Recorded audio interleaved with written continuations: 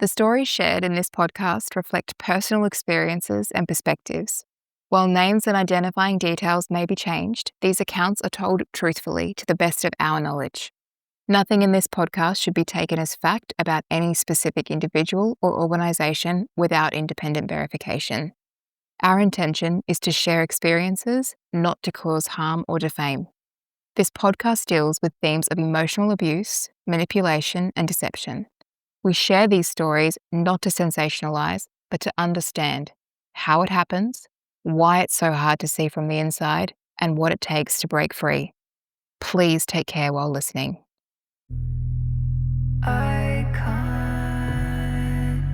forget what you said. It was reckless to use those words. Now I'm stuck on you, and I keep having these dreams where you run away from me, and I know it's not real, but I'm lost on how to feel. When Jess left, it should have been over. There was enough evidence, enough pain, enough will. But leaving isn't the same as being free, because what no one talks about is what happens in the days after, in the quiet, in the absence, in the slow return of your own thoughts and the uncomfortable realization that they don't belong to you yet. Because when you've been inside coercive control, the relationship doesn't end when you walk away. It lingers in your body, in your reasoning, in the part of you that still feels responsible for them. There's distance, but no clarity. Silence, but no peace. But it's not because you don't know it's time to go. This episode is about the space between leaving and going back. It's about what happens when you know something has to end, but it doesn't feel finished. Okay, so let's talk about attachment.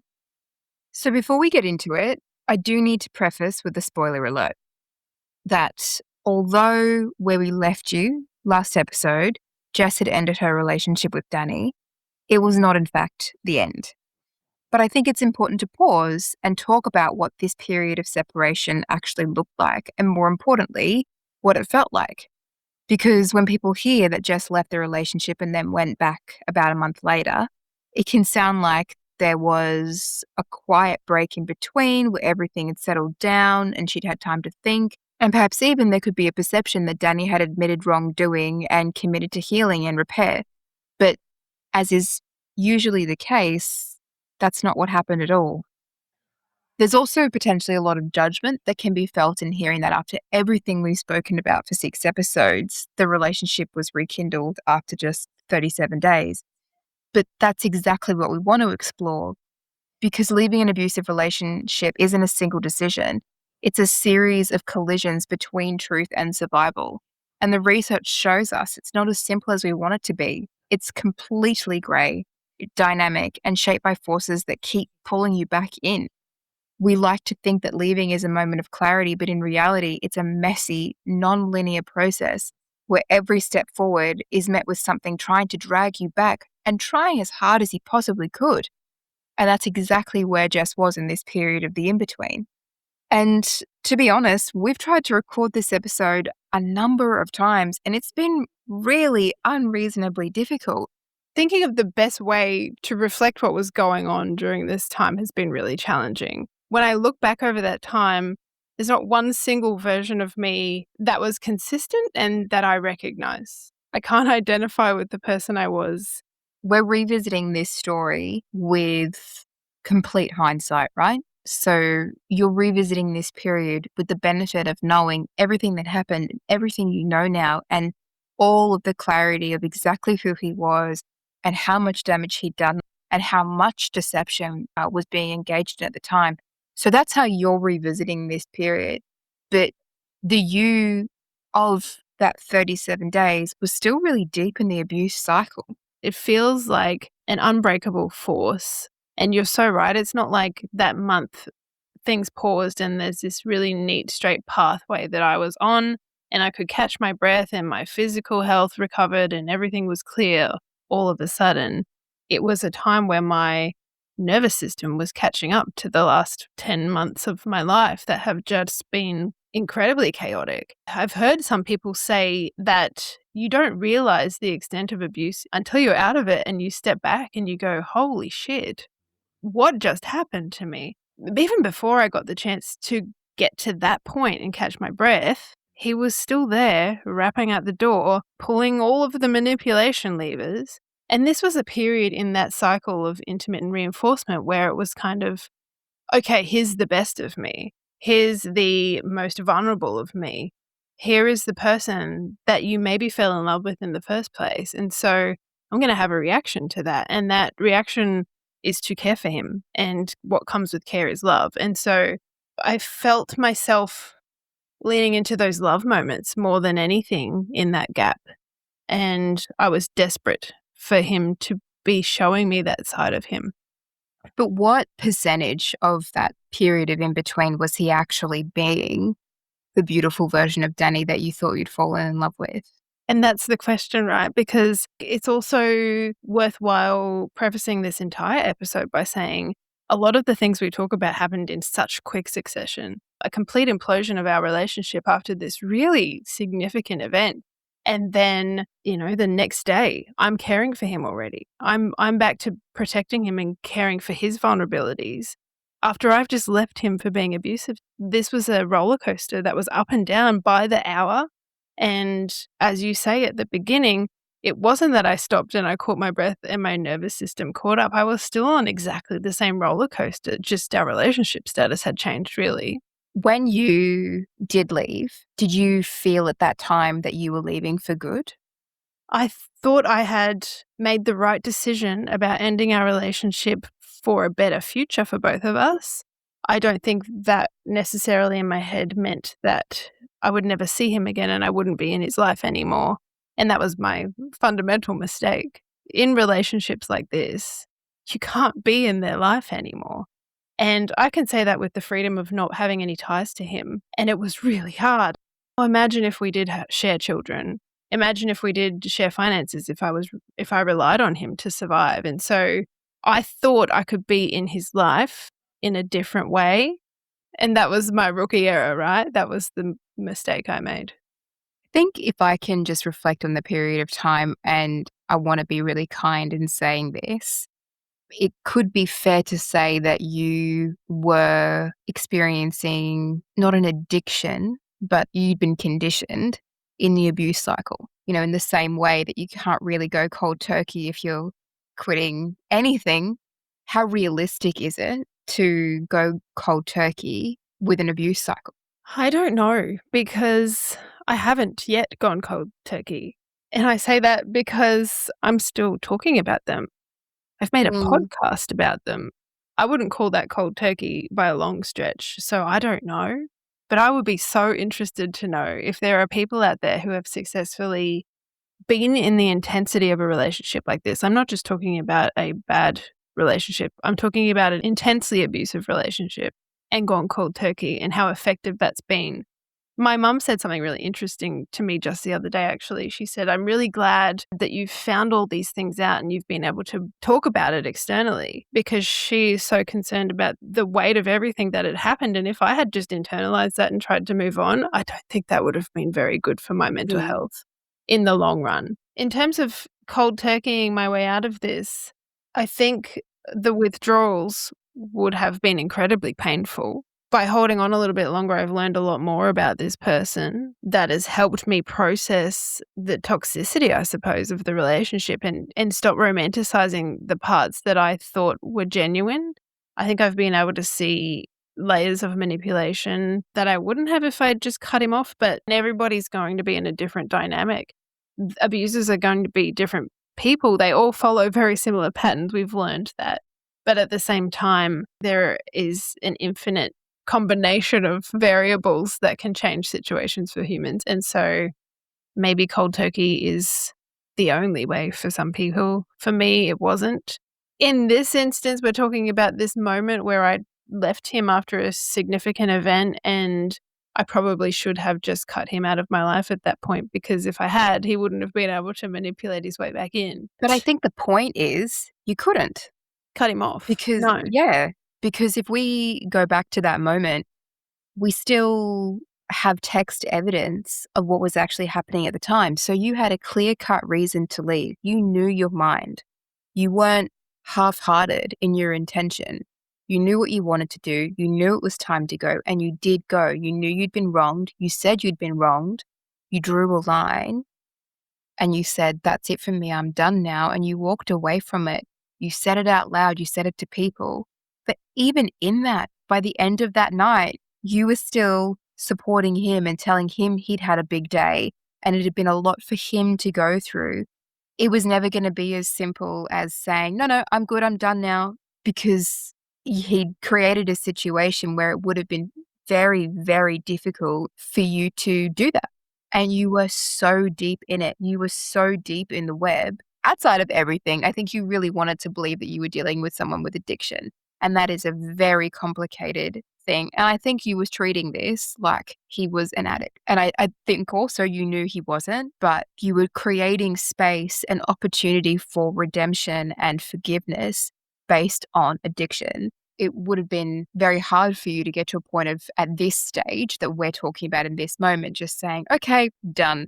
Zero contact. I'm out. I'm done." And a lot of the reason I say that is because you want to talk about gathering evidence. We went back through the messages from that period of time and put them into a spreadsheet so that we could actually see the scale of contact. And between the 13th of October and the 16th of November, so we're talking like 37 days, there were 12,240 messages exchanged between the two of you. And out of those, 8,594 of them were sent by Danny, which means that 70% of the contact that you were having with him in that time was coming from him. And when you break that down, that's 232 messages every single day from him. Now listen, if you text me 232 times a day, I mean, I'm going to start to get concerned. And if you spread that across normal waking hours, it means that you were receiving a message from him about every 4 minutes. Every 4 minutes for more than a month. It's a lot of contact. It's an And insane amount of contact. a few things that you said along the way there just highlight to me the differences between Danny and I. And I think, we talk about whether he was an addict or not. And, we've gone back and forth about potential psychopathology, but that's part of the problem, right? I was constantly trying to figure out what was wrong with him Yeah. so that I could fix him, essentially. And I'm going to say fix him. I'm not going to say support him. I wanted to fix it. I wanted to get what I wanted to get, because I don't want to sound like this entirely altruistic human being who's like, "Oh, I'm here to help you however you need it." I wanted him to be better for me. And so in that, I've learned the lesson. Doesn't matter what was wrong with him. He was hurting me a lot and really badly. And what I should have done is looked after myself. And that's, to sound cheesy, that should be the fundamental of every relationship. I look after me for you and you look after you for me. I think I even quoted that to him at one point at some stage. I don't know. It didn't work, clearly. But it comes down to, whatever was going on for him, he didn't have a great relationship with consequence, in that I don't think he cared about consequence. Whereas I am incredibly punishment avoidant, and I am so aware of the consequence. And so he used that in many ways. He used it so that he could manipulate me into feeling responsible for him and the consequences of things that would happen to him. But then I was hyper aware of my choices and the consequence that might have for him. And so, the suicide threats, the insane expression of hopelessness, these were things that were expressed. What do you say? Like 232 messages in the waking hours of my life for 37 days, every 4 minutes, being reminded of the consequence of me leaving this person. And so that does something to your brain, Absolutely it does. And I think that's a challenge even in a healthy relationship. It's that very real thing of no relationship is easy. It all takes work. No garden grows if you allow it to wither and die. You have to work at it. So finding that balance of taking care of you and taking care of your partner and taking care of your relationship is a really tricky thing, even when you don't have all of the complication that you had and the fucked upness that you had. But I think, and this is a pretty pointed question, do you think there was any part of you at this point in the relationship that was thinking, but I'm not the person that this happens to? Because you have a background in psychology and because you worked in child safety and because you grew up with abusive dynamics in your own family home. So was there a part of you, any part of you that consciously could have been thinking, but I know what this looks like and this doesn't happen to me? Yeah, well, I wildly overestimated my capacity to support him. I think I absolutely didn't think I hit the demographic for the relationship I was in. I didn't think he did either. He is a psychotherapist. He is quite open about supporting people in abusive relationships. That was his whole shtick was I'm a humanitarian. I'm here to help the vulnerable, which includes vulnerable women who were in abusive relationships. Neither of us fit the demographic. And I think the point is there is no demographic.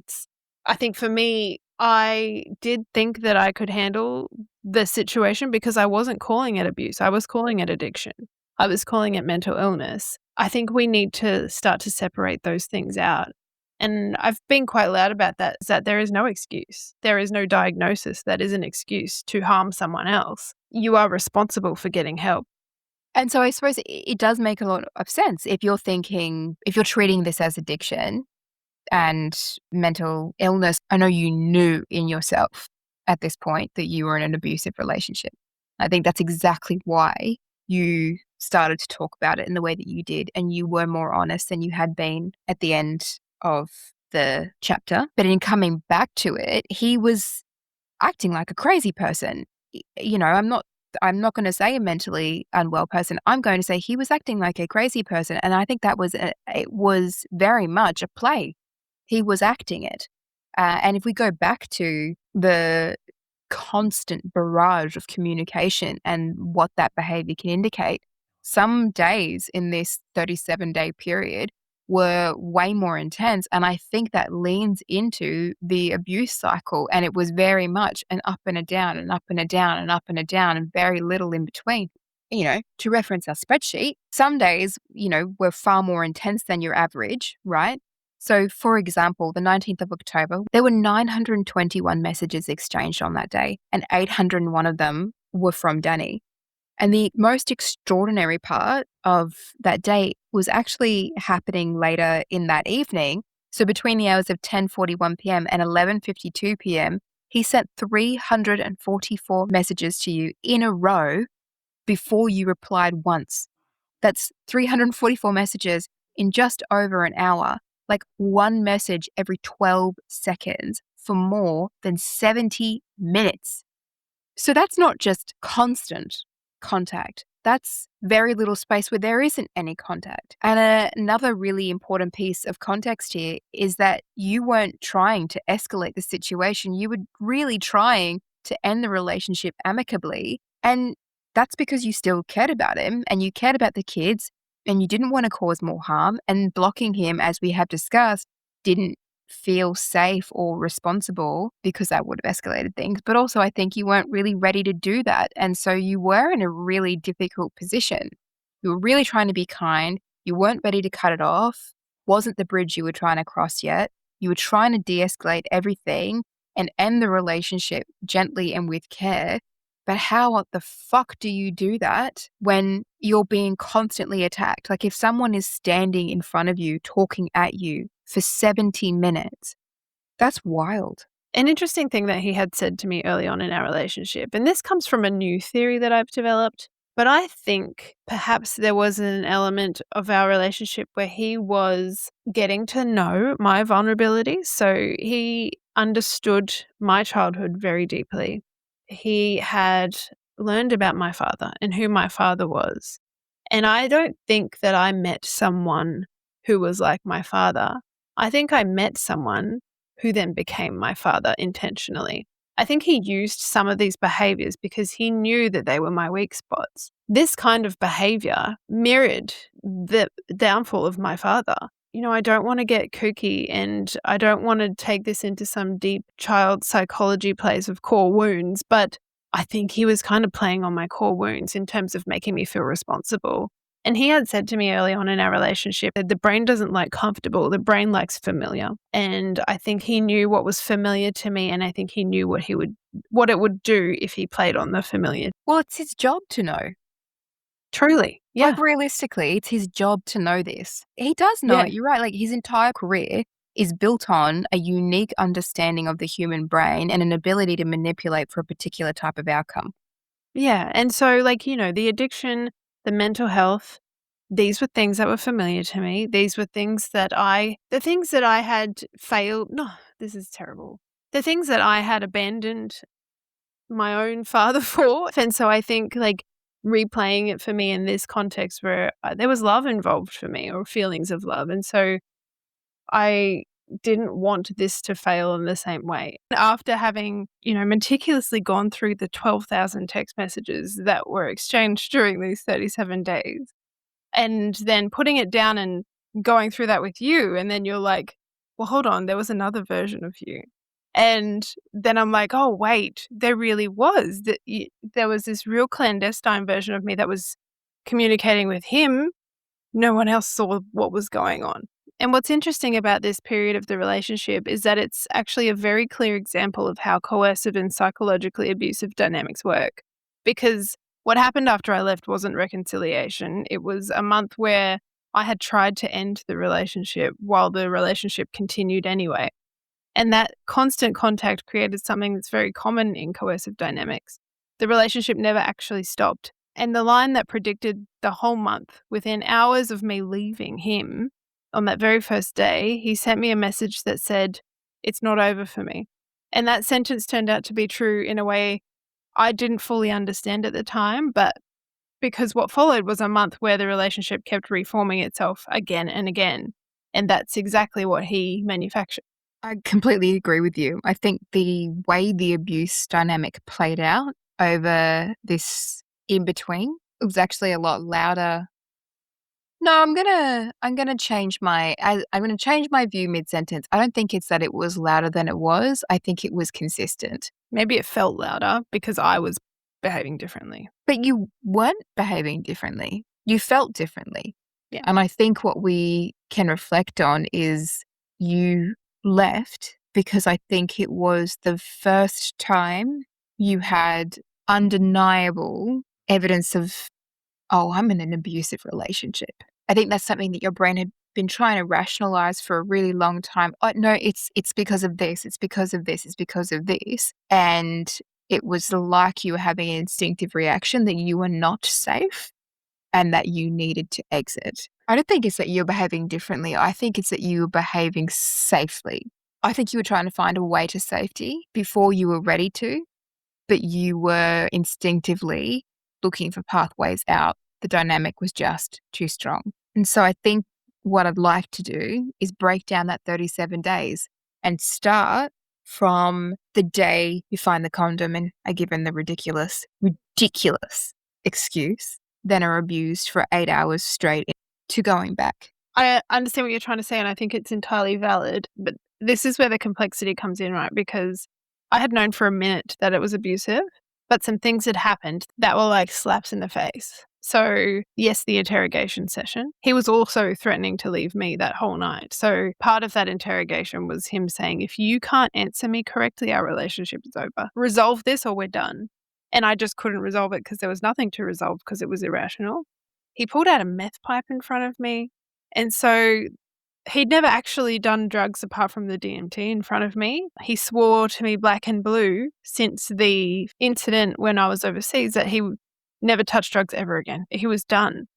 Dude literally pulls out a meth pipe. So, he's since that incident gone and purchased drugs and a pipe. And then the next morning, he's got schizophrenia and his ex-wife is getting an involuntary order. If we want to think about that 37-day break as being a countdown, it really kicked off the night after I was interrogated, where I'd been kept awake. He was questioning me, accusing me of things, and the situation had become completely unbearable. And then I leave in the early hours of the morning, and almost immediately, and I mean immediately, well, I don't even think there was a break, to be honest. I think the text messages started, and so the first ones were accusations, you know? He was saying things like, "You're a liar, you know the betrayal," as if, I hadn't been able to satisfy whatever this interrogation was about, and so I'd suddenly become a liar who'd betrayed him, which was surreal because he'd done the wrong thing and he knew he was doing the wrong thing, but he was just able to flip that narrative so quickly, and now he was the one who'd been completely wronged by me. But then within a few hours, something else happened, and then the tone changed again completely. He wrote to me, "I'm deeply sorry for the interrogation and threats and violence I put you through tonight." So within the space of a few hours, we'd gone from accusations to apologies to this complete emotional collapse. And then the next phase was the crisis. He started saying things like he might be schizophrenic and he couldn't trust his own mind. And something very strange happens in moments like that because suddenly the person who hurt you becomes the person you feel responsible for stabilizing. So, and I remember responding to him with things like, "I'm so sorry, darling. I'm here for you." And when I read those messages back, it strikes me how quickly those roles really did flip. Within hours, I'd gone from leaving an abusive situation to trying to comfort the person who had just hurt me. I think as well, him going to that place of, I might be schizophrenic, he's pushing on something that he thinks I'm going to give her a way back in because she won't come back unless she feels like she can. And I'm going to talk to her about mental illness because that will give her permission for her own self to say, oh, I can help him with this. It's not that he's just fucking evil. He's unwell. Okay, yep, nope, I can be empathetic to someone who's unwell. So he was still playing you. I mean, I hadn't thought about it like that, but I think you're so right. I think he was so cognizant about everything that he did and said. I would be feeling this responsibility for my own well-being. I think he knows that about me, that I would be going, "Okay, I need to make a call now and I need to exit." And you're right. He was giving me the permission to not exit. He was Mm. giving me the tether that I wanted to hold on to. All I needed was just an excuse. And it's So, a choose the way he handles this early stage of separation feels like a choose your own adventure yeah. because he's really like, okay, well, I'll try this little thing. Oh, yep. Okay, cool. I got a reaction to that, be it a good one or a bad one. So now I'm going to do this thing. And he was just amping it up and scaling it back like it was a recipe for coercive control. And he was just tweaking the flavors. It's pretty wild. Well, it's like being in a coercively controlling relationship with fucking Simon Baker. What was that? The Mentalist, right? But it Mentalist. is, right? He Yeah. was picking up on what I was putting down and responding to it in a way that, would make me behave in the way he wanted me to behave. And he was doing that with, I think he knew, I think we've said this many times in different episodes. He knew that I would feel guilt and responsibility for his well-being. And that was the first lever he would pull here. He's like, "I'm unwell, quick, I'm vulnerable, help me. You're the only person that can help me." There's another message that he sent that stands out that says to me, "Please be angry at me instead." And that is fascinating psychologically because the anger is still keeping me connected to him. He wanted me to be connected because what had happened is, this big blow up, I leave, he becomes incredibly vulnerable and I respond favorably. I want to care for him, but I was still holding that line of, "I'm going to care for you away from you." And then he was trying other ways. So in came this, "Jesse, you deserve to be angry at me. Feel this anger. Let me help you process what's going on for you." And then, another element was his children. It was then, "You can't abandon my kids. Where have you gone? You've made a commitment to being in their lives." So he was trying lots of different approaches, and they were all approaches to keep me tethered to him. And the interesting thing about that is the destination's always the same. Yeah. Within this time period, I think he was more controlling than I had ever observed before. He was nastier. He got quite cruel to me during this time. Something would trigger him, and it would usually be something normal, like me seeing my friends or me talking to someone about the relationship and what had happened to me and his fear of where that would lead, or me spending any time away from him. And this cycle would continue. When I look back on that period of time, I almost see myself as being serene or like I had resolved what had happened in my head. I don't actually think that's what was going on at all for me. I think he was still really loud all of the time. My intentions were that we could end and we could end amicably, and the reasons our relationship had ended were outside of our control. It was his unwellness, and he had a lot of things he needed to work through, and that just made our relationship untenable at the time. And so that's how I want to remember it, but not want to at all. That's how I do remember it. A few things happened in this time as well. I think they're quite significant things, but a relationship ends and it's really sad and it hurts a lot. And so I was grieving the loss of this dream that I'd held on to and held on through some pretty horrible shit. And so that was really hard for me. And yes, I think when he gave me, like you say, I think he gave me these cues, these permissions to sort of reach back out and grab onto him. And I think I kind of wanted that. There was probably a part of me trying to justify going back to him before I did. I think I started keeping things to myself. There was a point during this month where I started not telling people things and sort of backtracking a little bit maybe. Do you think, is there any part of it as well? Because you and I had been texting before the interrogation and you told me the story about the condom. Do you think as well, because you had told me that, and there is something kind of linear in, if your boyfriend's cheating on you, you leave. Do you think there's anything in the fact that you had said aloud a couple of things that were going to be hard to backtrack from? Look, I don't think so. Everything was so much louder than that. Like that didn't matter at all at that point in time. Yeah. It matters a lot now. And I think that's because of everything that we know. It matters a lot to me now because at the time I bought his story somewhat about it being someone else's. I don't now. I think it might have been someone else's, but he was certainly in the room when they were using it. So I don't think that mattered at the time. Not funny. It's not. Well, look, it is when you've seen the images. And that's enough spoilers from that one for now, I think. This is why it's been so hard, because it is so layered. It is so complex. It's like wanting to present all the layers at the same time so it makes sense. So let's start at the beginning. Let's start from day 1 and let's work through to day 37 like it's a countdown. The night that I left him, I sat in my car in his driveway and I saw him in my rearview mirror pulling out a pipe and smoking what I assumed to have been methamphetamines. And then 37 days later, I was sitting in the same driveway in my car on a session with a psychologist, telling that psychologist that I was a liar and that I needed to fix that, which was a really bold conclusion to reach because the 37 days prior, I left that relationship because I believed he was the problem. I believed his mental health was the problem. I believed the behaviors and choices he was making was the problem, and it was really unhealthy for both of us.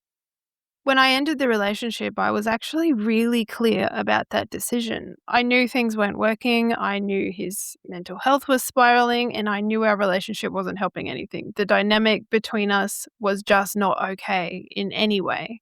But I still cared about him, and I felt responsible. So in my mind, I wasn't actually cutting him off. I was just changing the priorities. I was making it healthy, and I was changing the structure of support I could offer him. The first week, I was actually okay. I was incredibly sad, but I was still pretty clear and I was being really firm initially. My tone with him was pretty consistently, I care about you. We can't be together. You know it. I know it. We've got a toxic relationship. I don't hate you. I don't blame you. I just wanted peace and I wanted us to get through this reasonably unscathed. And I believed it was the right thing to do, but it was a really challenging time. I think that's because the relationship just wasn't over for him. So I attempted to create this space, but he'd always override it. there'd always be this pressure and this sustained contact. And it was this constant mix of him pleading with me, moral positioning. He was really gentle with that initially, but he was still not letting go of the position that I had, in fact, triggered some things. There was a lot of trauma dumping and that subtle blame, which kind of amped up as the days went on.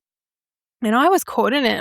I'd try to comfort him, and also I'd try and explain myself, but it was always overwhelming. And that emotional pressure increased, and there wasn't any real resolution to anything either. So So I also think that you were a bit addicted to it at this point. And I'm not trying to cast aspersions at all. I no, think, cycles are really real. So for 11 months, pretty much from the go, you had been in a constant cycle of peak pressure and then, oh my God, thank God that's over. And then very, very quickly, peak pressure. And then, oh my God, thank God that's over. I think that your nervous system was a bit addicted to that cycle and you weren't ready to just be, nope, I'm out.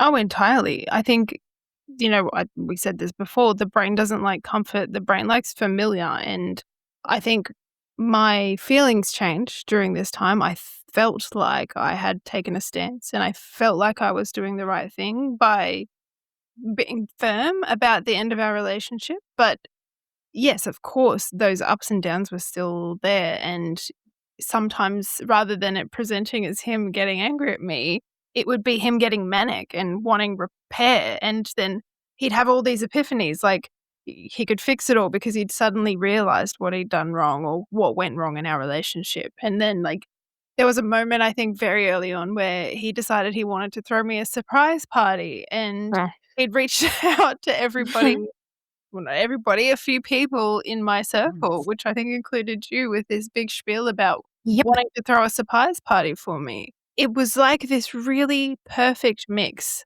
of pathetic and hopeful, and it really pulled on my heartstrings. I am governed by empathy and guilt, and so someone's sitting there with these big doe eyes going, "But I wanted to throw you a surprise party," really just hits me in a spot. You would have hated that. A surprise party? You would have hated that. I mean, I wouldn't mind a surprise party one time in my life. What his messages actually said was it was very rambly in his normal tone. The one to me, I think the one he sent to your mother was quite similar. I don't know if he contacted anybody else, but it was, "I've never had to plan a party I might not be able to attend. I'm not sure if Jesse's told you, but we aren't together right now, and I don't know how long that's going to last for. So this is odd for me. I've never had to plan a party I'm not going to attend. But I don't think Jess has ever really been celebrated. And don't you think that we should celebrate her? Just show her how many people love her and how wonderful she is? Don't you think she'd like that? Don't you want to help me?" Instant blocked.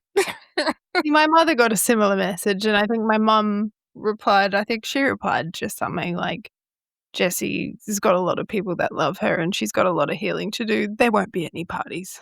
And so it was very quickly put in his place with these things. But even that makes me feel a certain way. And I don't know if everyone feels this way, but when the bad guy loses, that triggers something in me. And that's probably a childhood core wound, but it had an impact. And then he brought up my promise to be in the kids' lives no matter what had happened between us. And then I created this narrative that the reason our relationship failed was because it became too much too fast. And he had all this stuff on his plate, and it was just really bad timing. But I really believed we loved each other deeply. I thought it was this magical love that couldn't be because of timing. Were you saying that for him or were you saying it for you? I think I was saying it because it made the ending easier. I think I was trying to find ways to quiet or to level out some of that volatility. There was no point in pointing out things to him. If I wanted to stick around and support him, I couldn't do that by pointing out how harmed I was or how abusive he was. That was never going to resolve anything. No. I ended up taking a lot of responsibility for things that had happened as well, and the reason for that is because it was the easiest. It was the line of least resistance at this point. So I guess it's in the same way that we, talk about Wuthering Heights as being a love story, right? Just because something's ill-timed or ill-fated doesn't mean it was pretty bad and toxic and awful, but It's actually a it's really, the end of a really story. brilliant reflection, actually, if anyone wants to read Wuthering Heights. It's in fact not a love story, that's an abuse story. But those two things do often get confused, and I think that is a very real scenario for my relationship as well. I think I confuse the intensity of abuse for love. Well, it's the love bomber, right? It's the bigness of it. It's the loudness of it. It's looking back and at the times where he would shower you with physical affection in front of people that he wanted to see him do that. Like thinking back to, him being so overly affectionate and really seeming to adore you. The performance of it, I'm not saying that there wasn't love there as well, but he knew when to dial it all the way up so that he could turn it off when he wanted to because you had felt it and it had been there. And the fact that it had been meant that it could come back. I took a lot of responsibility for what had happened, which I can see now was not the right thing to do, and it absolutely was not helpful. But I think at the time it felt really nice that we were on the same side.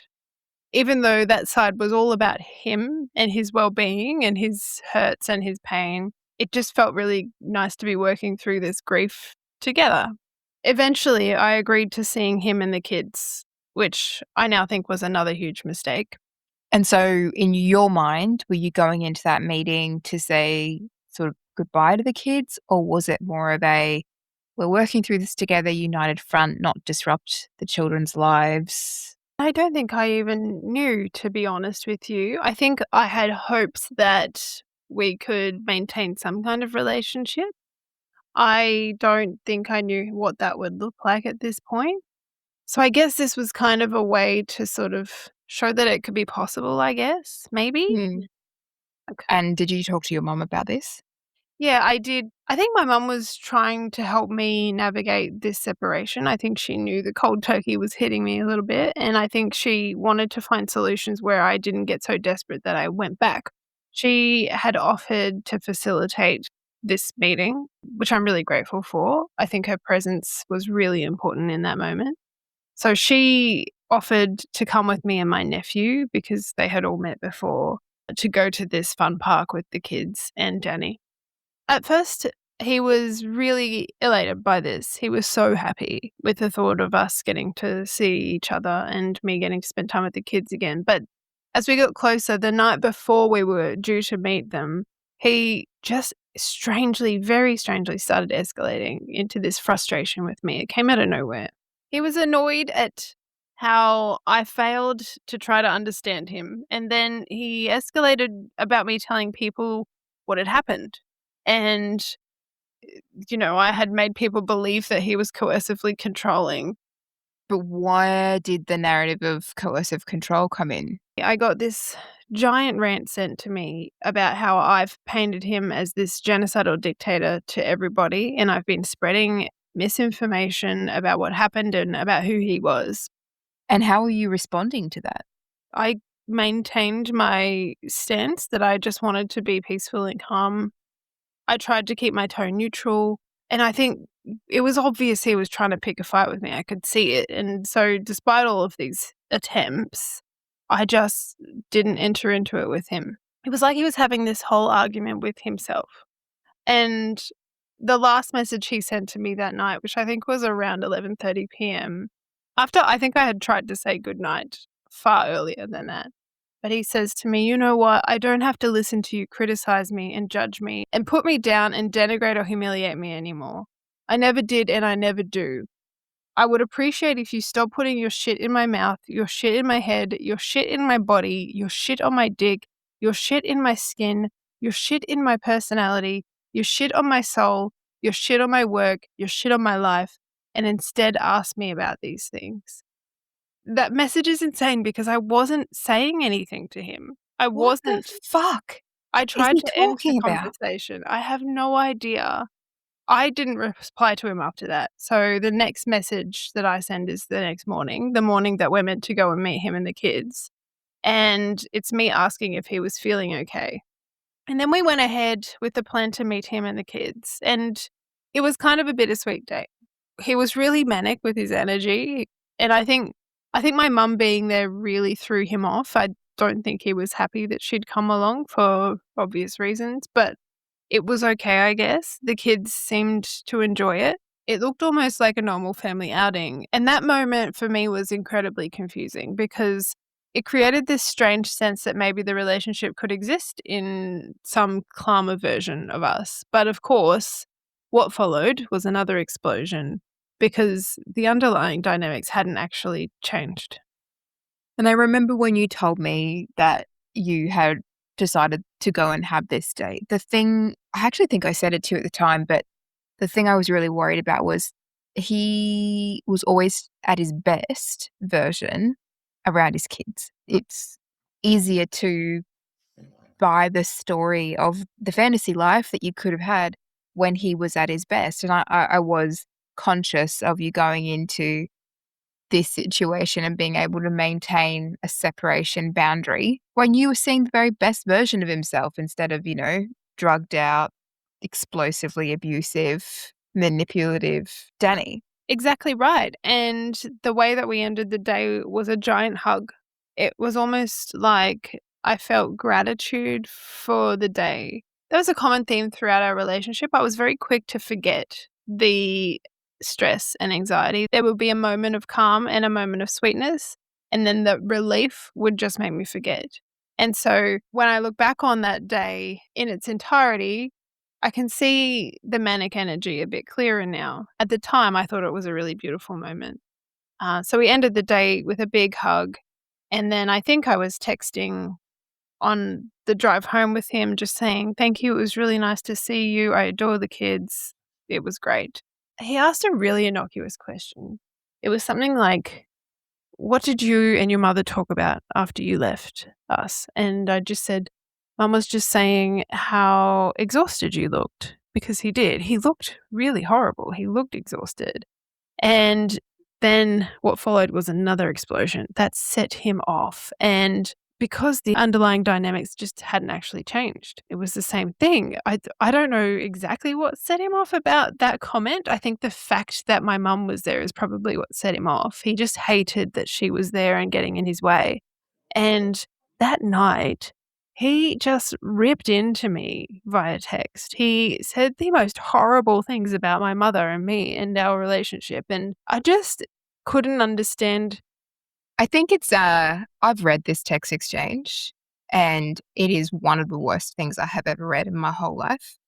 And I think it's important to clarify that when you say he was saying awful things, he wasn't just saying awful things. He was saying vile, putrid, hateful things that I wouldn't speak about anybody like The that. most important person in my life, my Right. mother. It's just wild. And I think when I read that message, I think I was a bit shocked by how brazen it was. He's still actively trying to get you back, and yet he's saying things I don't even think I've thought things that awful about. And that's not because 'cause I'm a good person. That's just like there's intention in typing that shit out. What was he trying to gain? And that's the insane thing, right? And that's when I contrast it with, like you say, this like exuding like, "Oh, I've got this strength and we're breaking up and it's fine and I'm at peace."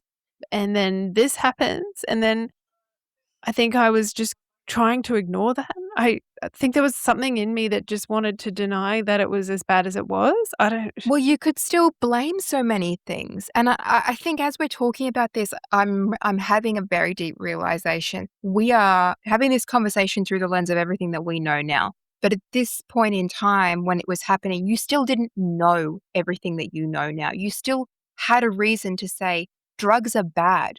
Drugs fuck people up, fucking meth. You know what I mean? You had a real reason to blame something that you were starting to understand was a bigger problem than it was. You could look at the relationship that you had been told about with his ex-wife and say, fuck man, if she wasn't making his life so difficult, maybe it wouldn't have gone off track. You could think about other stories that you had been told by other people and reflect on if that hadn't happened and destroyed this part of his life, then maybe it wouldn't have started this, which maybe it wouldn't have led to this. And there was always a reason that you at this point in time could believe was the cause, Yeah. of all of it.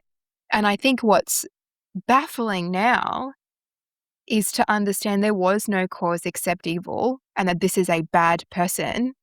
I think bad is a little bit kind, that this is a monster of a human being who was just being evil and showing you evil. But he had set you up for 10 months to believe there was always a reason. There was always someone else to blame. There was always a root cause, and that had nothing to do with Danny. This is so true. You're right. And it's entirely got to do with the lens through which you're looking at it from. And I think, even between me and my mum, completely different lenses.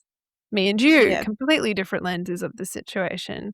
Unfortunately, I was the one making the decisions about whether or not I stay in the relationship at this time. And the lens that I had, yes, was one that would give me those reasons to keep that tether. I think I mentioned earlier about the bubble bursting, and it's wild to me now to go, this kind of behavior wasn't enough to burst a bubble. It was just this slow expansion of like what I would tolerate. I heard a really interesting concept about what causes someone to leave, and it was about humiliation. And I don't think I'd reached my threshold of humiliation in this relationship yet, because what abusive partners tend to do is really incrementally expand that tolerance for humiliation. And I think because so much crazy stuff had happened over the last 10 months, when these really crazy outbursts would happen, it didn't hit my threshold. And so I was able to hold on through it. That's been the best reflection on that I could find, because knowing why our relationship ended, I think that humiliation was the bubble burster for me. And so, look, we won't talk about it now. But while I did fight back after he made these horrible comments about my mum, I managed to maintain my composure still. And I think I ended up de-escalating that situation. And I just returned to this position of firm but caring. And then we enter into week 2 with Danny really leaning into the addiction aspect of all of the problems. And I don't think he believed he had any kind of substance use problem, but I think he knew it was a good way for him to seem like he was acknowledging the issues and that he was being proactive about his past behaviors.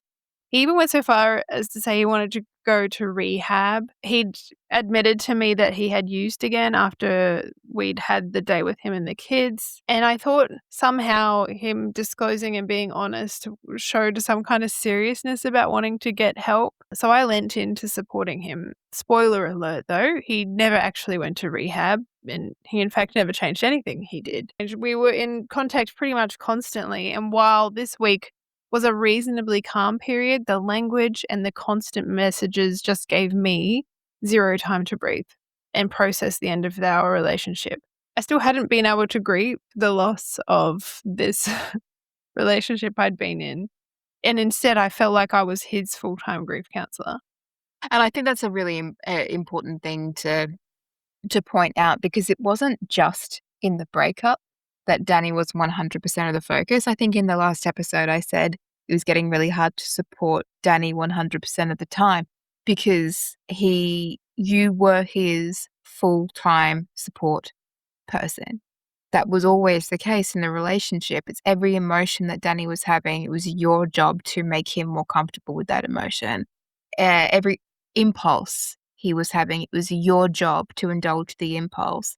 Every proclivity, everything. If you weren't able to fully release yourself and submit to him, then it was an explosion. It's not shocking to hear that through the breakup, your job was to make it easier for him. The point is you can just never win, really. Mm. I'm starting to understand more and more his issue with me not accepting him. And he's entirely correct. I don't accept him. I don't accept the things he was doing. I just didn't know he was doing them at the time, but he did. And so I think he knew I wouldn't be okay with them. And so he had in his head that I would never accept him. But at the time, I didn't know what he was talking about because he didn't tell me the things he was doing that I wouldn't accept. Yes, of course I didn't accept him because he was lying. The Well, he was entire punishing you for a truth you didn't know yet. So really week 2 was probably a better balance of acceptance, not leaning into the relationship, but leaning into the maintaining of a friendship or a transition from a romantic relationship into a friendship, or it kind of maybe felt like you could get there. Certainly in the conversations we were having and the way you were presenting externally, you seemed to be 100% committed to the end of the relationship.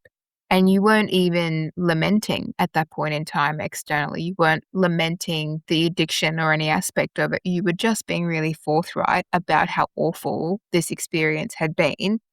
And, we didn't go too deep into hate messages or anything like that. It really wasn't, because you could see how hard it had been on you and you weren't in a place yet to reflect on exactly how bad it had been, but you were using language that made it very clear you were not in a romantic relationship with this person, nor would you be moving forward. And that was where I was in my Yeah. mind and in my heart. I think it's easy to look back and say, oh, not a lot happened in that week. But I think it's a very important week because I had Mm. left this relationship setting a really firm boundary that the relationship was over.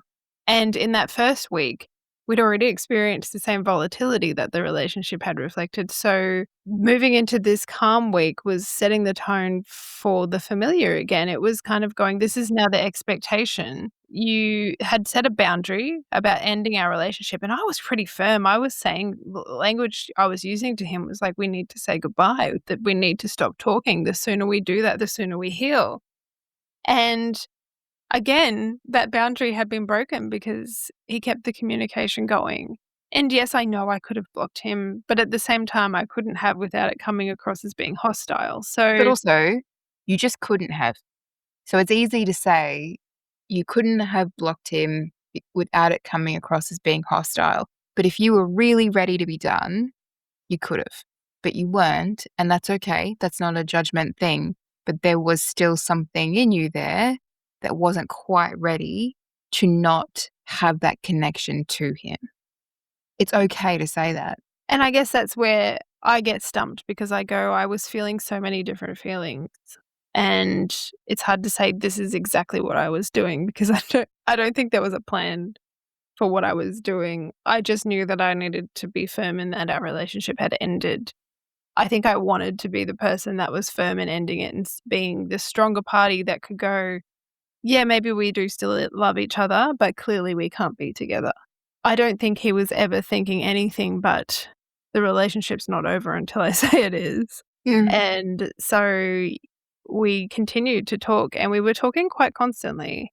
This shifted into reduced conflict in week 3, and a more relational tone gave this whole illusion of stability in what was going on. Like, there was no clear end to our relationship, just this deepening of our emotional involvement and this reliance on one another, really.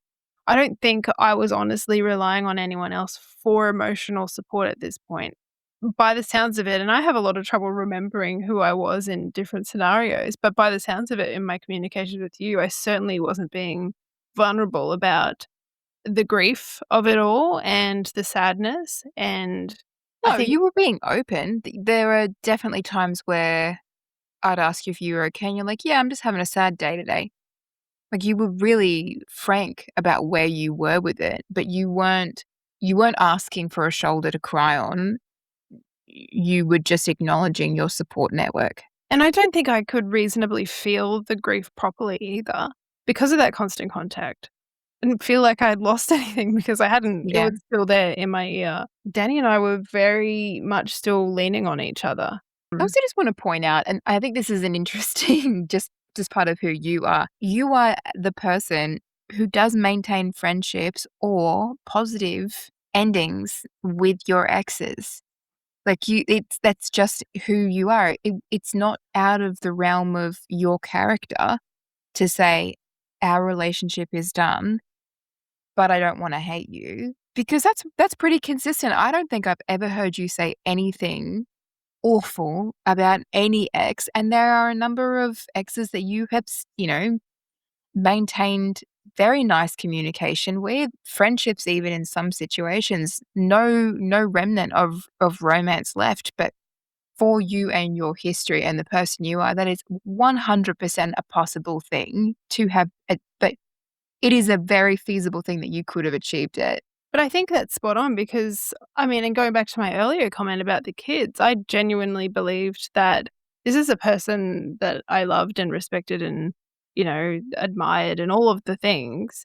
Even if our romantic partnership didn't work out, well, why couldn't we be friends? Because I have all this respect for you. I never imagined for it to end up where it ended up.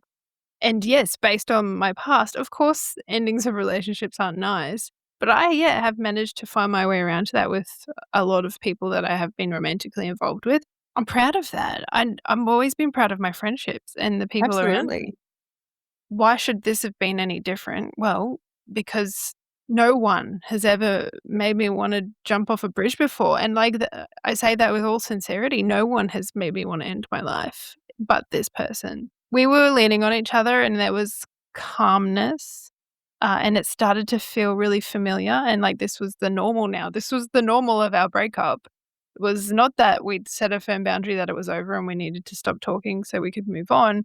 Oh no, we're just going to talk to each other 24/7 still, but we're just not actually going to be in a relationship. So the dysfunction was still very much there, but the control of it all was much more subtle because I had this illusion of control, I guess. I had this illusion that I thought I was in control of the situation because I had set a boundary that, hey, at least we're not in a relationship anymore. No major conflict, but absolutely the influence certainly persisted. What was he like in his messages at this time? Was he being really vulnerable? Was he on a love bombing? What was his communication style? There was a lot of hopelessness, a lot of self-deprecation. He would present things to me that sort of made me reflect on his worth. And I was already very hypervigilant about him not feeling accepted and him saying that I had devalued him in the past. So he would ask me things like, am I ugly or am I too feminine for you? Am I disgusting? I had to respond to these things. I had to comfort him and assure him that he wasn't. So it kind of got me to start using language like, no, you're beautiful, you're perfect, like to prop him up again. I got to a point where I said he could come and spend time with me at my home. And I just wanted to comfort him. I didn't want him to be feeling all of these horrible things. I didn't want him to think he was disgusting. I didn't leave him because he was disgusting physically. No, you left him because you found a used condom in his bin and then you got sold some bizarre story about him letting someone else have sex on your bed, and then he interrogated you like you were a prisoner in his bedroom for 8 hours about every sexual thought and racist thought you'd ever had in your entire life, as if it was some kind of slight on him, and then he called you disgusting. That's why you broke up. So you let him come over. Now, this is a part of the story I didn't know. It's a part of the story I'd forgotten. I didn't remember until I was reading through the messages, but I think he was at a really low point and I had agreed to let him come over so we could spend some time. And then I think the intention was that he would stay the night. I'm not sure. I can't remember, but he came over and I made it really clear we were not going to be intimate. There was not going to be any physical touch. I was still really setting that boundary. And he got really frustrated by that and kind of like a petulant child was like, I'm going home now. I felt like I was a teenager that hadn't put out for a teenage boy at that point. It just felt really gross. And he left. And I just wanted him to be okay though. And I repeated that sentiment constantly, even after that, even after he'd went home and I was like, it just felt a bit icky. And then he's like, oh, I'm so sorry. That's not what it was about. I just felt rejected. But, He felt rejected because his ex-girlfriend didn't want to have sex with him and told him so. couldn't understand, I guess. And let's be frank, he could have asked you if he could have a Coke and you could have said no, and he still would have said that you made him feel sexually rejected. I think the whole narrative was about him being rejected. It was about his hurt. There wasn't a lot of me talking about my grief and my sadness. Yes, there were moments, of course, but most of the time it was about how much he'd lost. He lost me. The thing that I really still struggle to understand is it really sounds so much in the rants like he doesn't even like you. Like, if we go back, I don't mean, I No, mean, I'm laughing because I literally said that to him. well, it's just an interesting thing. Like, if we go back to the message you read out a little bit earlier, where he's telling you to stop putting your shit in his mouth, your shit in his head, your shit in his body, it doesn't sound like in using language like that, you're someone who was good for him or who he wanted to be around or he enjoyed being around. So, on the one hand, he can go on these explosive rants and, talk about how awful and toxic you are. And on the other, he can mourn the loss of you. There's such inconsistency. I don't think it was ever about anything in particular, but the control of a situation. So if, for instance, I was agreeing with him and I was saying, I'm such a problem, I'm really awful to you. And there were moments where I'd do this. I would just concede and say, yeah, I should stop doing what I'm doing. I'm the worst thing in the world. And he would say, no, you're not. But then there'll be moments where I'm like, you did this thing. What are you talking about, you crazy person? You're the one who's done the horrible thing. And he'd be like, no, I didn't, and defend himself. So it wasn't about, I don't think it was about holding a particular line. I think it was about defiance, and it was about control through defiance. So if he could continuously be telling me that I was wrong, he was in control of the situation. And yes, absolutely, there were moments where I was like, dude, I don't think you actually like me. It sounds like you don't like who I am. And then I was wrong. I love you. You're the best thing I've ever met. Like, you're the only person who's ever shown me love. So it was just constantly, I could never be right. It didn't matter what the topic was. I really started to crumble at this point. I think the sadness really started to take over. I was really flat emotionally. My physical health wasn't great. I'd been experiencing a lot of issues since the chlamydia, so I felt really detached from my body. I think I was just exhausted from what was going on. And during this time, he was being comforting to a degree, but there was just this undercurrent of, with everything, of, oh, when we get back together. No matter how much I reiterated that we weren't going to be in a relationship, he never let go of that. That had a huge impact. So I was really worn down. And then around this time, he'd revealed to me that he was working on this really top secret project. And it was very strange. This set me off. And it set me off because he'd spent the last few weeks declaring how he was going to straighten everything up and that he needed to get things better and make space for me and stop prioritizing everything else and making bad choices. And then he comes to me with this wacky idea. I just couldn't take any more antics, and this just sounded like yet another thing that he was doing that was going to blow up and become a huge problem. So after he'd said that to me, it's like something turned off. And then I just started questioning him about all of the things I hadn't had the opportunity to talk to him about. I left him Like cancer?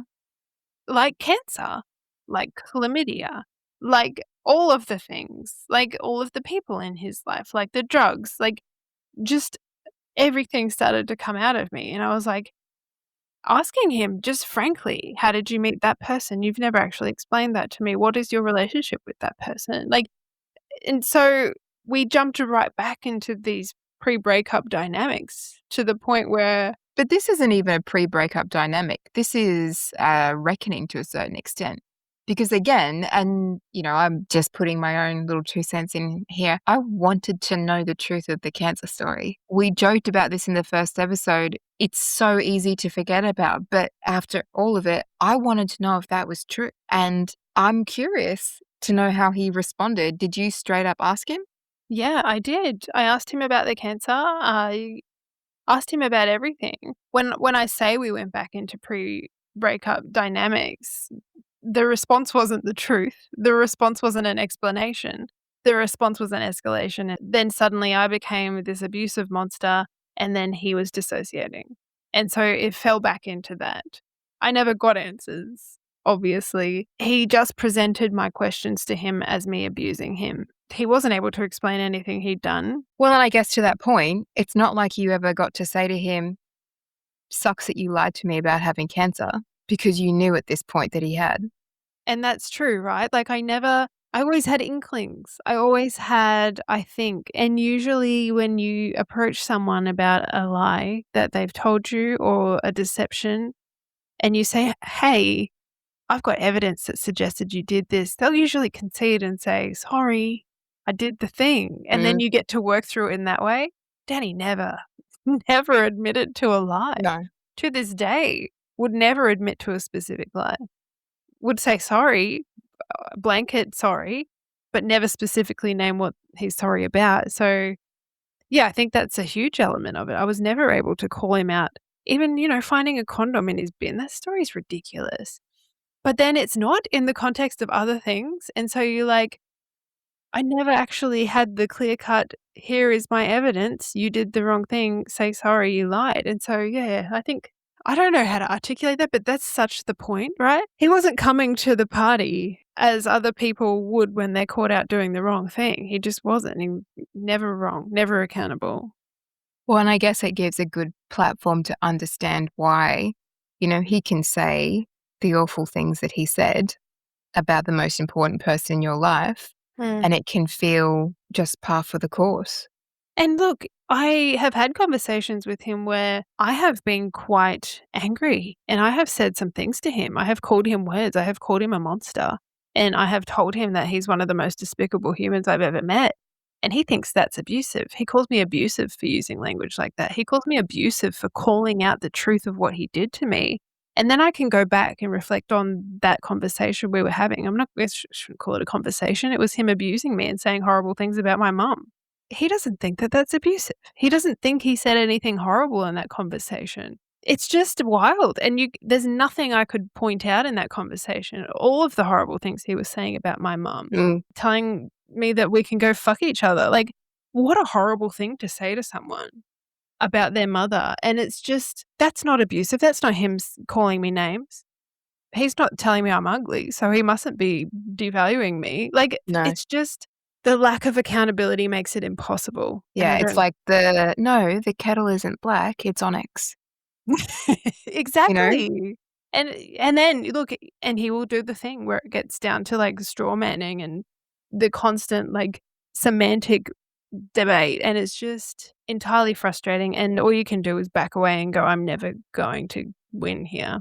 But, Mhm. it's just the double standards in his behavior as well is infuriating, and during this time, massive double standards had appeared. Like, we weren't in a relationship whilst this kind of behavior continued. He knew we weren't in a relationship. We had very clearly separated. And suddenly I wasn't this love of his life that he desperately wanted to prove how good he could treat me anymore. I was right back to being the reason for all of the bad behavior that had gone on. I triggered him. I pushed him into things.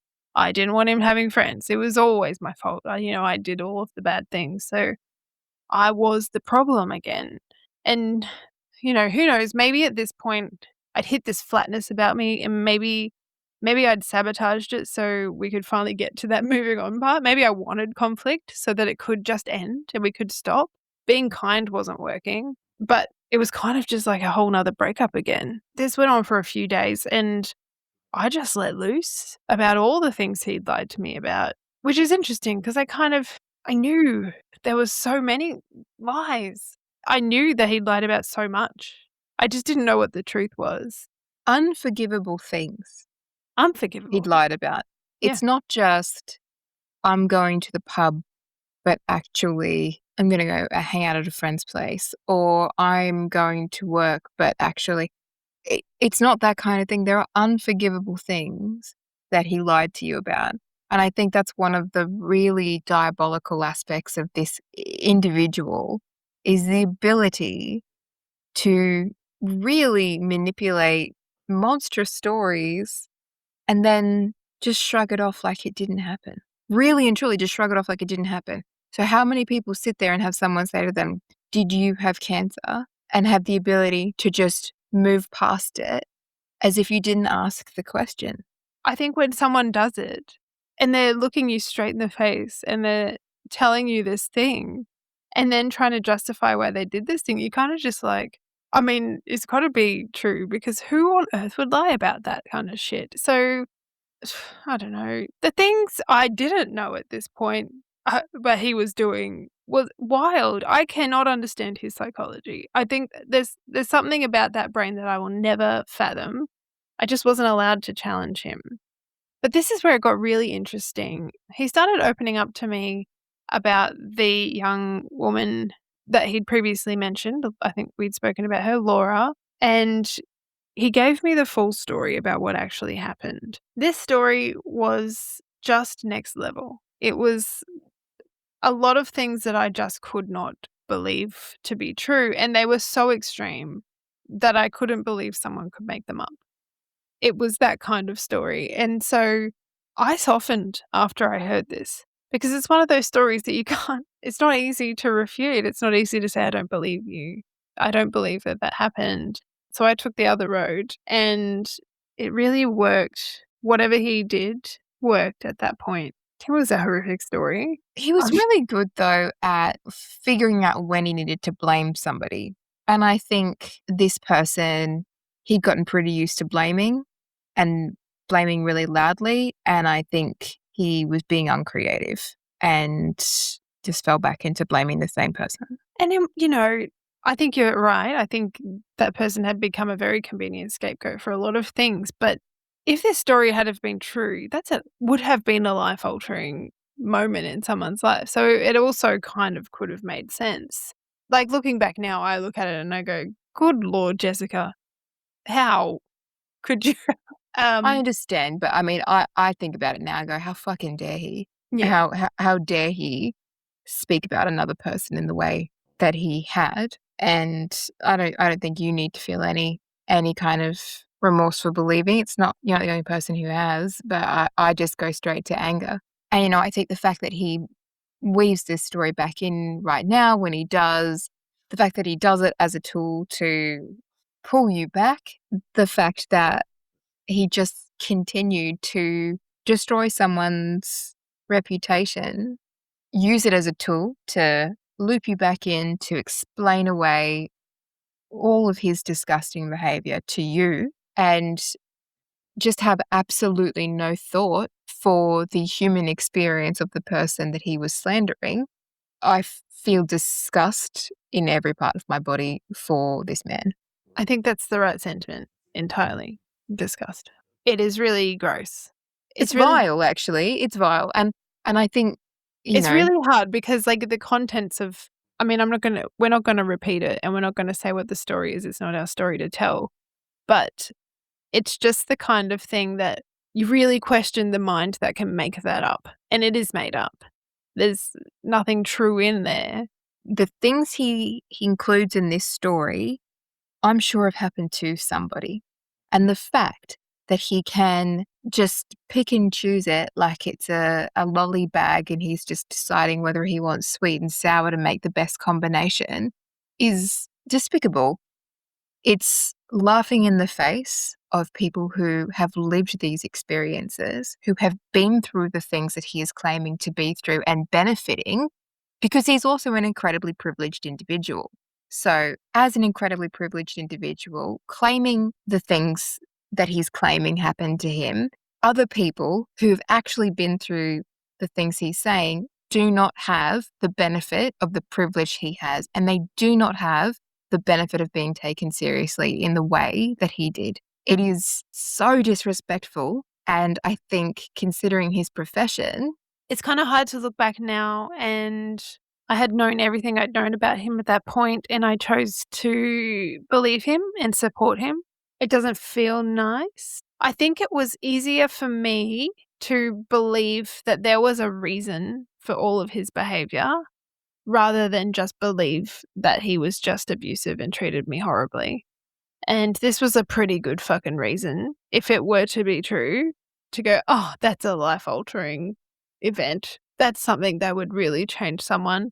Maybe all the dissociation and the sleepless nights and the abuse made sense because of that.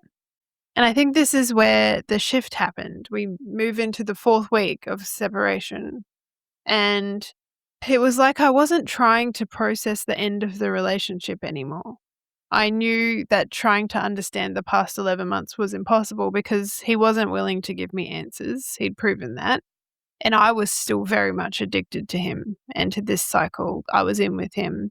I still maintained this very firm line that we were separated, and I never wanted to give him the impression that we were reunifying or that there was hope of that happening, but I couldn't let him go.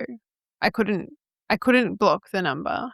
And I started getting deep into my own psychology at this point. Like, I wanted there to be a reason for all of this, and he wouldn't let it be him or his behavior. I tried that. I tried pointing out all of these things, and it didn't go well. So I really started internalizing what was going on. And I really started pulling myself apart and looking at all the things that I had done. And in my language with him, it'd be like, "Oh, I've looked back and I can see my role in everything. I've seen my toxic behaviors." And then simultaneously, whilst looking inwards and trying to find my own fault, I was externalizing everything that was happening for him. He told me about this huge traumatic event that's happened. There's a good reason. That was something out of his control. Everything to do with me was my fault, was my internal fault, and everything to do with him, there was always something else to blame.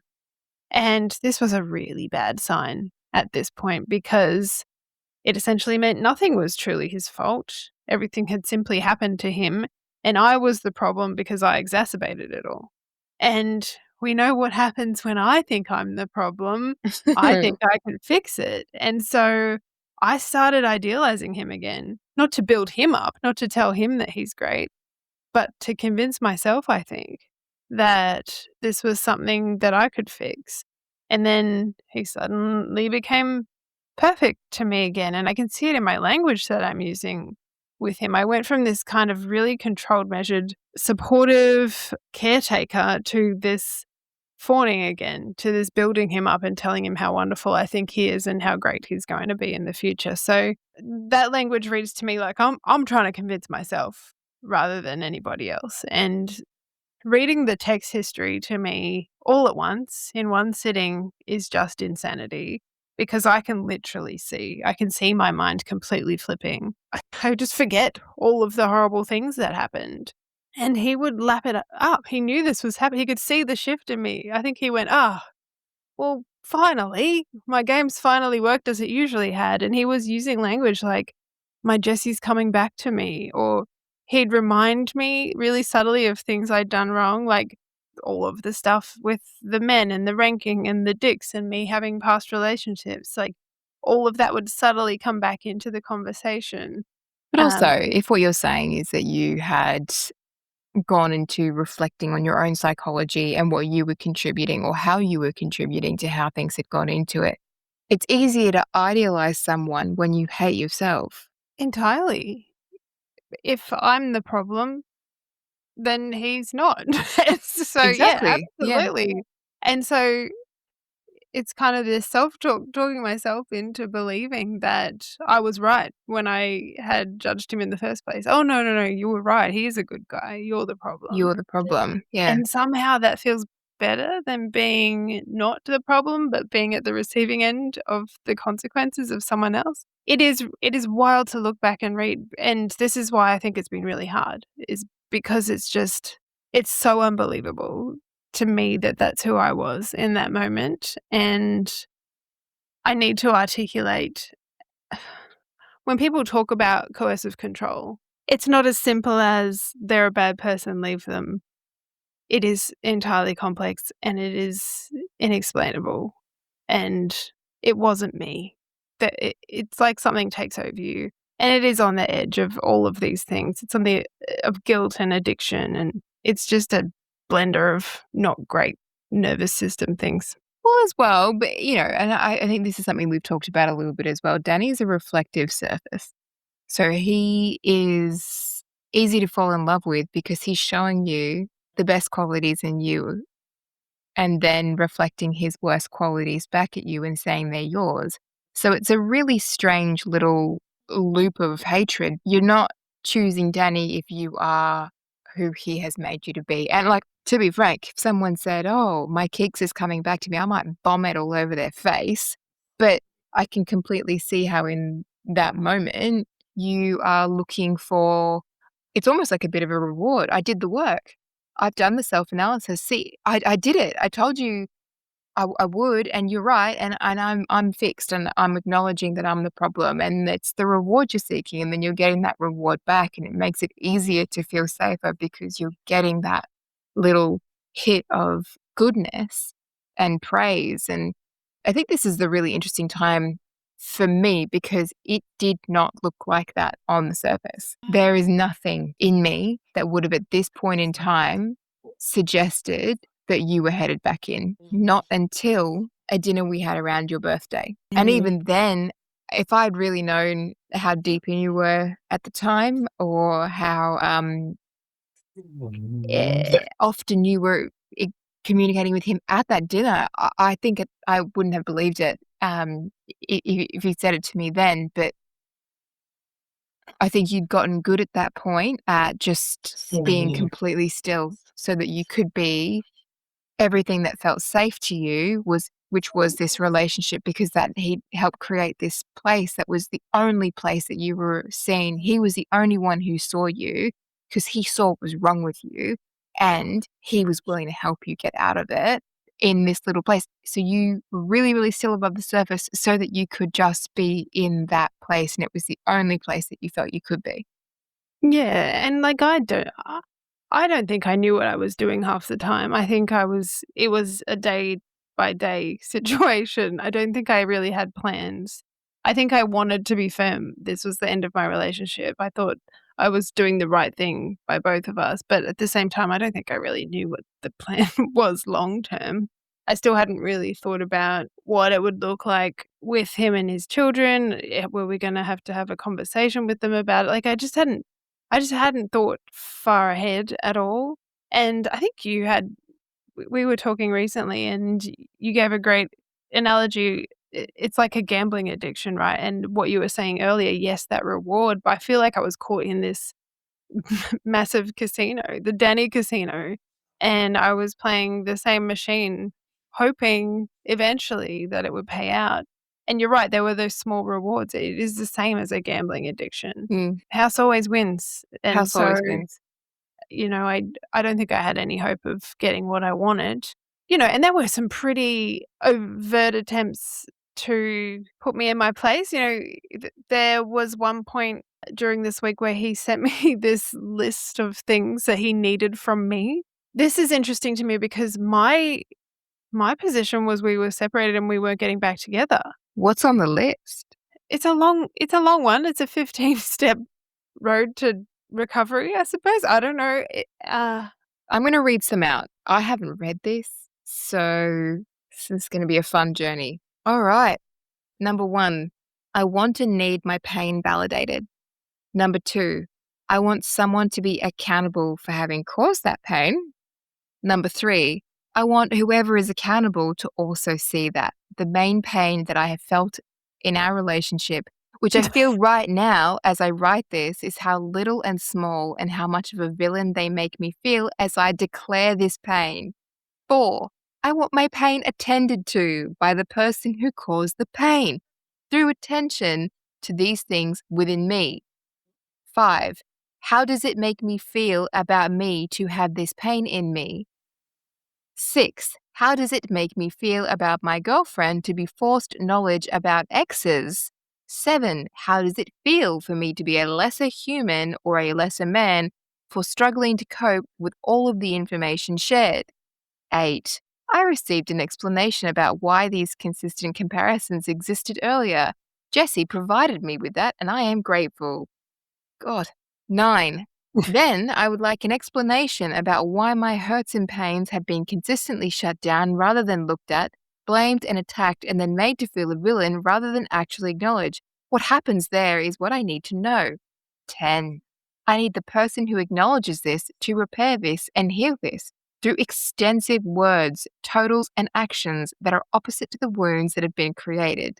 The wounds that have been created that I are lesser than other humans. I feel lesser than white males. I feel weaker than other men. I feel like my penis is not enough. I feel like I have to fight constantly for acceptance. I'm sorry. I feel like I have been toxic before being hurt by this. 11, Then I want a person to hold me and cuddle me as I No. cry for what happened to me. 12. And I want a connection like togetherness again, an actual repair. 13. In my opinion, had this been done, I would have been in the headspace to resolve all else. I think in evidence, this is the biggest problem in our relationship, according to me, and for me is my opinion. 14. My opinion is that this is what has been causing the most problems for me in my relationship with my significant other. Personally, that's how I have felt inside of me has caused me the most problems with my ex. 15. I have never successfully written this in any way or said this in any way nor expressed this in any way without being attacked for doing so. Please know this is not an attack. I beg you, this is a plea that has never been heard. Whoever hears this, let me know. Until then, I will wait here. I really want this resolved, my love. Won't you please attend to me, my love? Please! Exclamation mark. I beg you. No. So, Get in the bin. I need a minute. no words, isn't it? I hadn't read that all the way through. I'm just a little bit shocked. And this is what I mean, right? Like, I look back and I go, "What were you doing, Jessica?" Like, When you got it, did you react? I think I just maintained, like, this "thank you for sharing." Like, I think that was my response, was like, "Thanks for sharing with me. We will get back to you in due course." I don't know, I can't relate to myself during this time period. Oh my god, number 11 kills me. Then I want a person to hold me and cuddle me as I cry for what happened to me. I'm not sure. It's But the performance of it. It's just yeah, so despicable. it's just wild in so many ways. It's so extreme, you kinda just go, "Oh, I also he just feel must like be it's a right." good thing we're not playing a drinking game for every time he talks about his penis. I really just think I'd be on the floor. Look, I truly do understand why when you got it, your instinct would be to say, "Thank you for sharing." I'm sure that what led into this and I'm not being sarcastic in any way, shape, or form. I know it can be hard to tell sometimes, but I can very much understand that what led into this was probably a conversation that was grounded in sharing truths. Well, Keeks, you would think that, but it's actually off the back of him randomly bringing up someone that I'd actually known before I'd met him and interrogating me about that situation. So he also started reminding me around this time about how long it'd been since I'd seen the kids. And he told me one of them asked if I was dying. Oh, So I asked him if he wanted to bring them over for a visit on the weekend, and it was actually a really beautiful time. I love spending time with them, and he was great. But I think after that, 2 things happened. I was riddled with guilt about what was happening, and I think it kind of injected a little bit of that hope in me of what could be, of that relationship that I had idealized. Just a little glimpse of that had come through again. And so, yeah, it was nice, but it probably wasn't helpful. And then that same night, it was approaching my birthday, and Wayne had arranged to have a birthday dinner for me. And I hadn't invited anyone because frankly, I didn't wanna do anything for my birthday. I didn't feel like socializing. I just wanted it to be quiet and, I just hadn't told anybody. And so Danny had asked me what plans I had for that evening, and I just said, "I'm just gonna go to Wayne's for dinner. Wayne's just cooking me dinner for my birthday." And then he got really suspicious about what I was doing that night. And, I hadn't told him about it previously because I didn't want to invite him. I didn't want to invite anybody, but I was honest when he asked me what I was doing. So he got really suspicious about what I was doing at Wayne's. And it escalated quite dramatically. I this was like kind of a really gentle PG evening of Cockle Run and Trivial Pursuit as well. To like land it, no one was wearing shoes. We were sitting on the floor, and I think everybody was home by 9. It was not any kind of suspicious evening. It's not the evening that we would think there was anything to be suspicious of. So what was he suspicious of? I hadn't told him that you were gonna be there, and he knew something was off, and I don't know how he knew something was off. If he had said to you, "Is Keith gonna be there?" would you have said yes? Yeah, probably. I didn't think I had to explain my activities to him, to be honest with you, until he asked me about my activities, and then I suddenly felt guilty for what I had chosen to do. And I think the reason I didn't say you were gonna be there is because I didn't want him to think it was this organized party, because it just wasn't. It was a catching up at my friend's house because I think my friends didn't want me to be at home alone. So Well, we'd he was already very been accused of never showering you with love, so, you know? throwing me a surprise birthday party, spotting him. I didn't realize, like, I don't know. I knew it was tense at the beginning when he was sort of questioning me about what I was doing, because he anyway, I'm just gonna read some of the messages out because just to give some context, but after him and the children left my house, he sends me a message saying, "We love you and will choose to be in your life in some capacity for as long as it's not painful and confusing for the kids and yourself." And then I think I just said to him earlier, "Next time we should take them to the park or something." And I said, "I need to do better for them, and I can see that it's a little bit confusing already, and I need that to not happen anymore for them." The guilt really did kick in with the kids at this point, and then I said, "I need to do better for you too." And then he asked me if I had any plans, and I said, "Yeah, I'm just gonna go hang out at Wayne's for a bit." And then he sends me a message. This is what gets me right, like 3 minutes later. "Are you being open, transparent, fully disclosing, and honest with me, Jessie?" Like, why wouldn't I be? What why would he want to ask me that question, you know? Actually, what I'm going to do is attend a sex party that I'm hosting with many bottles of baby oil. Touche. Coconut oil. Coconut oil, so sorry. Fine, yeah. Just a strange question to ask, and then I'm like, "Yes, I am," and then he says, "You can talk to me. Hiding and going ahead without my knowledge can really break me." I'm not in a relationship with this man, mind you. And then he says, "Caring about them is caring about me and my feelings, blah, blah, blah." And I said, "I promise you, I'm just going to Wayne's. I'm gonna eat some cheese and have a Prosecco on the balcony." And then it goes on, "I'm deeply connected to you. I can feel."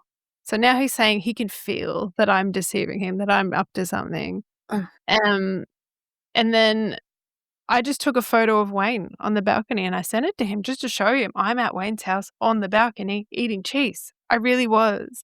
And so then he softens and he's like, "Oh, look at this beautiful man," blah, blah, blah, a general conversation while I'm at my friend's house. And then he starts to get, I don't know what the word is. I think this is a really interesting one. It sends a bunch of messages without you responding to it and then says, "How are you feeling? I hope you are having a great time. You deserve it after a day of taking care of kids, managing your ex, and it's your birthday weekend. Enjoy your cheese and Prosecco with just Wayne. You two are so lovely. An eternal friendship. It's amazing to see. I love him so much for loving you so much. Anyway, Cheerios." He's doing something there, He's isn't he? doing something He's doing something. with just you two. Just Wayne, my eternal friend, my heart harmony. And then I just was like, "Thank you, darling. Today was no chore. I love seeing you all." And left it at that because I was at my friend's house with my friend. And then he sends another interesting one. He says, "In a way, I'm heartbroken that Mel, Keeks, Wayne's partner, and everyone else decided not to come. I hope they're all okay. Are you very disappointed, hun, to not see your other dearest friends for your birthday?" And then he deleted a few messages. I'm not sure what they said. But I said, "Don't be heartbroken. I didn't actually want to spend time with a big group. Plus, Wayne's partner lives here, so he's here too." And then he's like, "How do you feel about it?" And I said, I feel fine. People had asked if I wanted to do anything and I declined. And I said, "How are you feeling?" Because I'm at Wayne's house, right? Trying to have a nice, fun catch up with my friends. And I wasn't responding quickly to him either. I think he knew I was having a good time. I don't know what he was thinking. I don't know. We were eating dinner. Playing Trivial Pursuit. That's it. Anyway, I regret asking how he was feeling because he told me. And he said he was feeling anxious and hurt and scared and confused, like he didn't have a grip on reality, like reality is being shifted for him and it's a familiar feeling. Like, these are very irrational feelings because I'm going to my friend's house for a catch up. And then I say to him, "Can I call you when I go home?" Because I'm at my friend's house trying to enjoy my friend's company. And then he says, "What time is that? The love of my life." God. And I said, "Not too late, just having a game of Trivial Pursuit." And then he's like, "I'm falling asleep. Enjoy, take pictures." And then I said, "Okay, darling heart," because, I'm just happy-go-lucky me.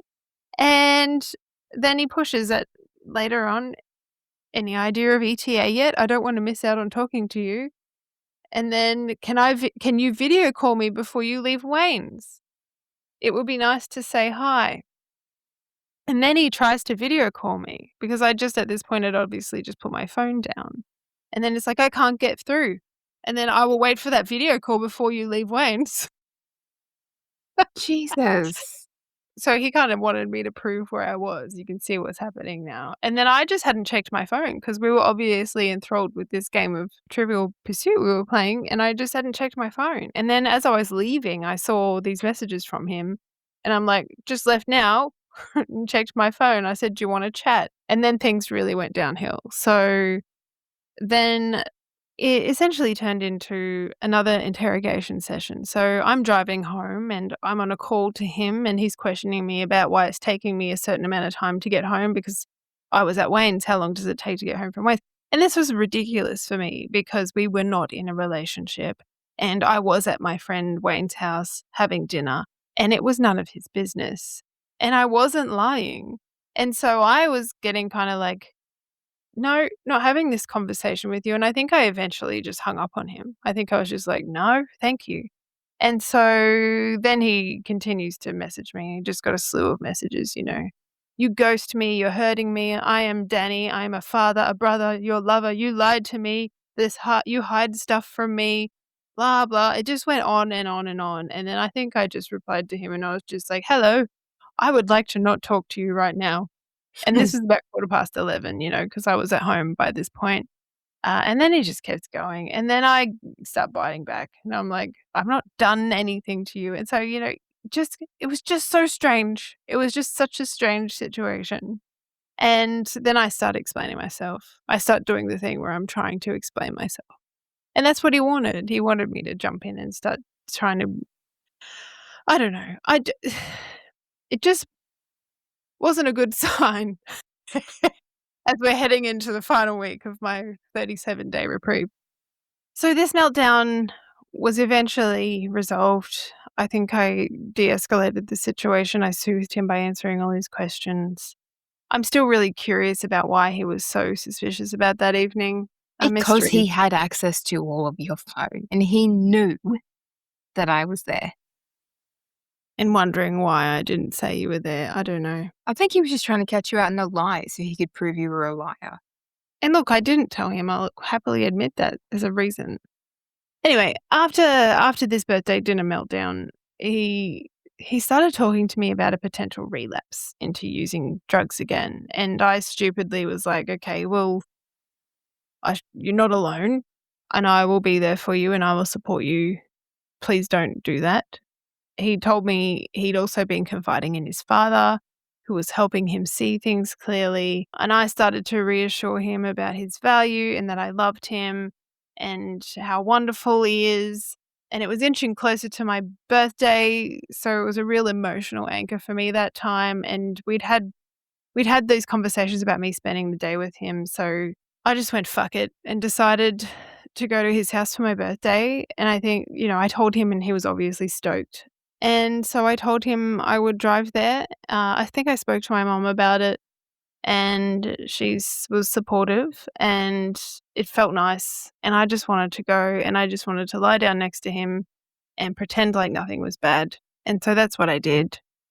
I woke up at his house the morning of my birthday and I had a psych session arranged. I remember sitting in my car in the morning talking to the psychologist on video call, and I was having that conversation. I was trying to explore why I was a liar. I think the psych could see right through what was actually going on, but he was really gentle about it and was questioning me about why I thought I was a liar. But that felt good. I felt like, here it was. I'm the problem. I'm the liar. Because I didn't tell him that you were at the dinner, so I guess there was truth in it. In making the decision to spend the day with him, I was also starting to feel a little bit guilty and a little bit silly for this choice I was about to make. I think I knew it wasn't a great idea, but I think I just had held on as long as I could. I think I was seeking validation a little bit, and I kind of had spoken to my mum about it, and I reached out to you. And I don't think I was really frank about my intention or wanting to go and be with him, but I felt like a little kid, that knows they're kind of doing something silly, but keeps looking back for like validation or waiting for their parent to say, "Stop it! You're Mm. doing a bad thing. You naughty thing. We're watching you." I think that's what I was doing, and so. But I'm an adult woman, and I think that's kind of what you reflected back on me at the same time. People couldn't actually tell me what I could and couldn't do at that point. Yeah, and I think, to be fair, there's nothing that your mum or I or anybody that you spoke to about could have said that would have changed your mind. I think we might have shared this on our socials at one point. There's a rambling, very disturbing audio message he left you once where he quite plainly says, this isn't just chance. I'm 10 steps ahead of you all the time. He was. You were in the ring with a master at this point. And it's not because you're not a strong person. It's just he knew what he was doing and he was 10 steps ahead of you with it. There isn't anything that either of us could have said or any of us could have said that would have made you go, actually, probably not a great idea, because he'd already made up his mind for you.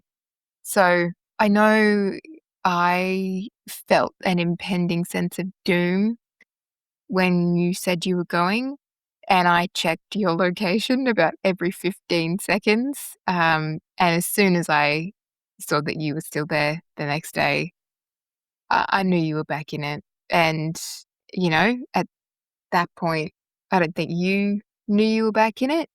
I think you're right. He really was 10 steps ahead of me all of the time.